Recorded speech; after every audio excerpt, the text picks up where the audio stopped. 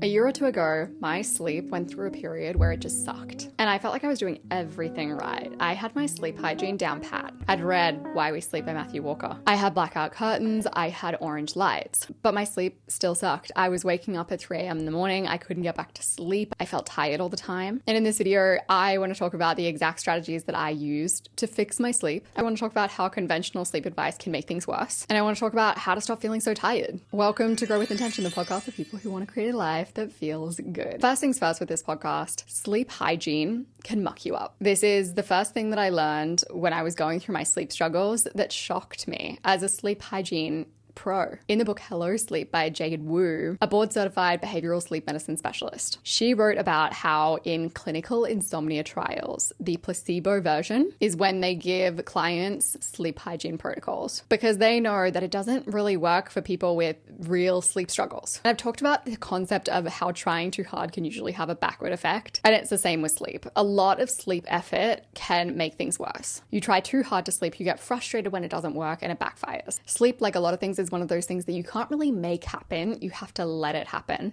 You have to put yourself in the circumstance where it might happen. And if you struggle with sleep, you can often over-control, obsess over doing everything right, and get overly frustrated when it doesn't work out. Which leads to my next point. If you are struggling with sleep, you need to know that overthinking makes your sleep worse. It is a big cause of insomnia. It's also a big cause of low quality sleep. So when they've actually done brain scans of people who have struggled with insomnia, they have found that these people have brains that work harder at night and during the day. So their brains have a higher glucose metabolism, noticeably so. Not only when they are asleep, but also during the daytime. You could have two people who get the exact same amount of sleep. The person whose brain is working harder is going to feel more fatigued. So when I found this out, I was like, okay, I need to work on my overthinking, because at night, particularly before I went to bed, that was when I would do my most rapid thinking. I've made a few videos on overthinking, how to break the overthinking habit. I'll have those linked down in the description below, because overthinking and hyperarousal is a hard habit to break. You need to build up your little mental tools to get to the point where that's not a really common thing for you. So for me, particularly at night, I gave myself a loose no thinking past 8 p.m. rule. No working.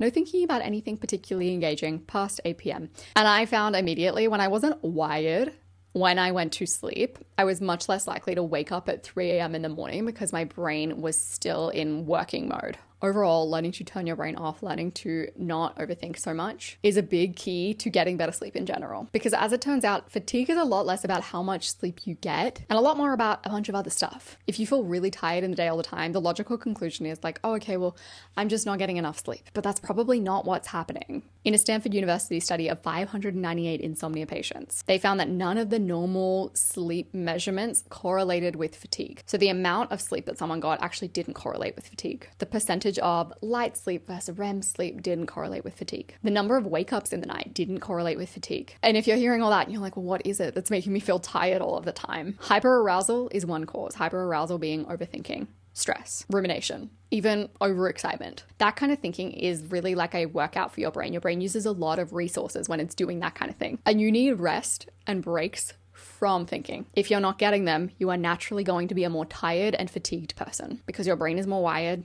It's going, and it's never stopping. To the point where sleep is going to be more difficult for you. You're going to get the 3 a.m. wake-ups that I was getting. You might struggle to get to sleep depending on how your brain and your body works. Or you might sleep fine. You might have a totally great 8 hours sleep and then feel tired all day, even though you technically had on paper, good sleep. Once again, some podcast apps will be linked down below all about overthinking, but also you can do obvious things. Meditation, long walks where you're not thinking about anything in particular. You're just letting your mind wander. You can do mindless activities like word searches or Sudoku, as long as that's mindless for you. Another thing that can make you feel tired all the time is actually being sedentary. Sitting at a desk all day. Or what often happens with people who have sleep struggles is they'll have a really bad sleep. Next day they'll have plans. They'll cancel those plans because they're so tired. And then they'll be like, wait, I can't get to sleep. Movement tends to create energy while also wearing you out. If you're sitting all day, you are naturally going to feel tired because you're not moving, and moving is an energy creator. But also because you're not expending any energy during the day, because you're not engaging in anything other than what's in your head, you're less likely to sleep well because you're going to be less tired. And tired and fatigue are two sort of different things, as Jade Wu describes in her book, Hello Sleep. How you perceive sleep is also a really big causing factor of fatigue. So If you really are someone who tracks your sleep, like you have those apps where you track your sleep, which can actually be detrimental, you might be someone who sees your app that says you got a terrible sleep last night and be like, oh damn, I got terrible sleep last night. Yeah, I kind of am tired.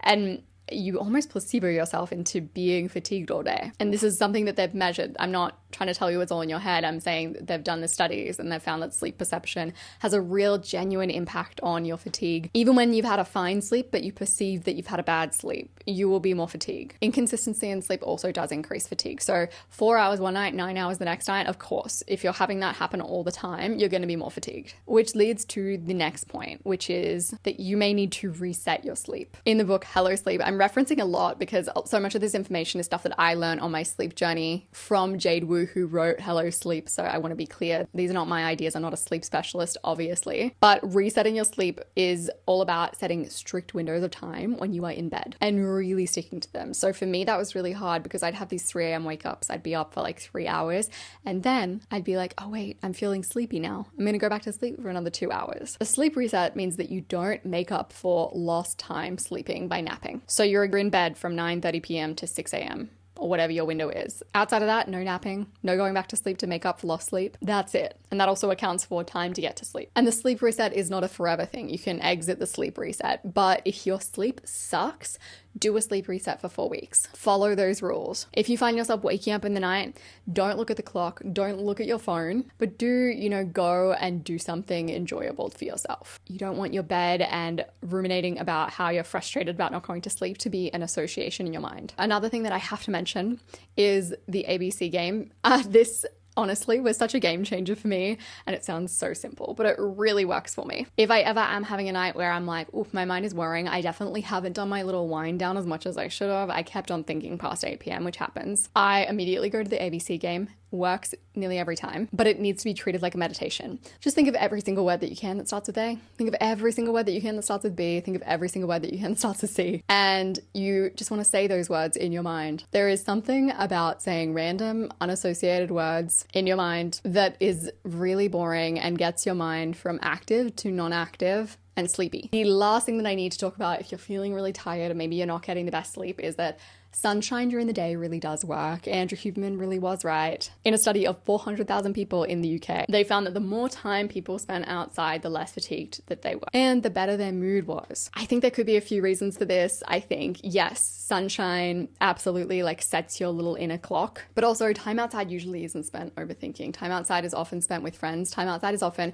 you going on a walk, you in a park, you at the beach, you in the forest, depending on where you live, which is just generally really good for you. It could also be you spending time with friends outside, and all of that is really good for your sleep and for regulation. At the end of every podcast episode, I always give a rec of the week. If you want to dive deeper into the podcast topic, of course, the rec of the week this week is Hello Sleep by Jade Wu. I also really love when any self-growthy book is written by a woman. So we have to support Jade Wu. And also this book is incredible. She's obviously incredibly knowledgeable about sleep.